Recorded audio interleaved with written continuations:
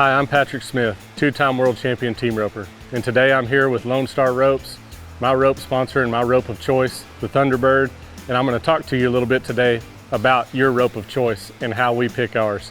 One of the most asked questions that I get is, does Lone Star make your ropes different than what they sell on the rack? The truth is, sometimes that is the case, especially in some of the higher numbered heelers, because higher numbered heelers like a lot of backswing, and I'm going to show you what backswing is here in just a second. I personally am the polar opposite of that. I can't heel with that. I'll miss and rope legs like crazy if I've got a lot of backswing in my rope. So some of the professional guys really like that, but if you were to sell that rope on the rack and the normal guy goes and picks it up, the guy that doesn't get to rope every single day like we do, he's going to swing it and probably knock his hat off his head and talk about how terrible that rope feels. So a rack rope is what we call the ropes that are sent to the store, and they're tied with a certain amount of kick or backswing depending on the weather. So this is really important for you guys to know. I didn't learn this till I'd been rodeoing for like 10 years. So one way to tell about your rope, if you hold all your coils and you hold your rope up like this, okay? See how straight that rope is hanging? To me, that is the perfect kick for me. Pay real close attention to this. You're probably gonna have to rewind it a few times if you've never heard this. Backswing is when if I'm holding my rope, the tip of the rope is going to point to my left, okay? To your right on the screen.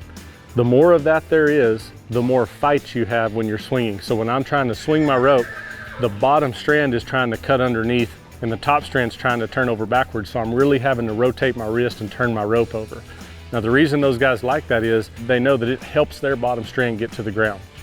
Now when I started roping a goat a lot, and I actually heeled with a head rope for a long time that was really soft. And head ropes normally have kick, okay? And kick is this way. If I hold my rope and the rope would be kicked out to my right, to your left on the screen, that's what we call kick. I'm way better off with my heel ropes, with my rope having kick, than I am with it having backswing.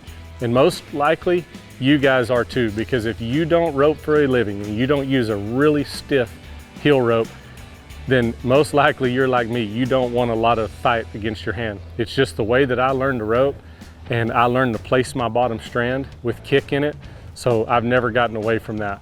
But it's really important that you understand that, because if you get a rope that has a lot of age on it, the older a rope is, when it's coiled up and sits on the rack, the more backswing it's gonna have. The colder it is outside, the more backswing it's gonna have. The hotter it is the exact opposite. When you get outside and it's really hot, that's why you see these guys that carry baby powder and keep their ropes shaded up. They're trying to keep those ropes from getting too much kick. I know y'all have all experienced this on a hot day when you heel one with a rope and dally, and then your rope's turned all the way around. Well, that's way too much kick. Now I'm not gonna be able to get my bottom strand down. So taking care of your rope and understanding your rope is one of the biggest things to setting yourself up for success. Don't just throw everything in your rope bag and show up and then just crack one out and say, man, this feels terrible. You better have different ropes. I'll take ropes that have way too much kick, ropes that don't have enough kick, because you never know. It may be snowing, it may be 70 degrees, but that weather change completely affects the way that your rope is gonna lay as far as the kick and the backswing. So make sure that you understand and learn that about your ropes, because it can make the difference of you catching and not catching.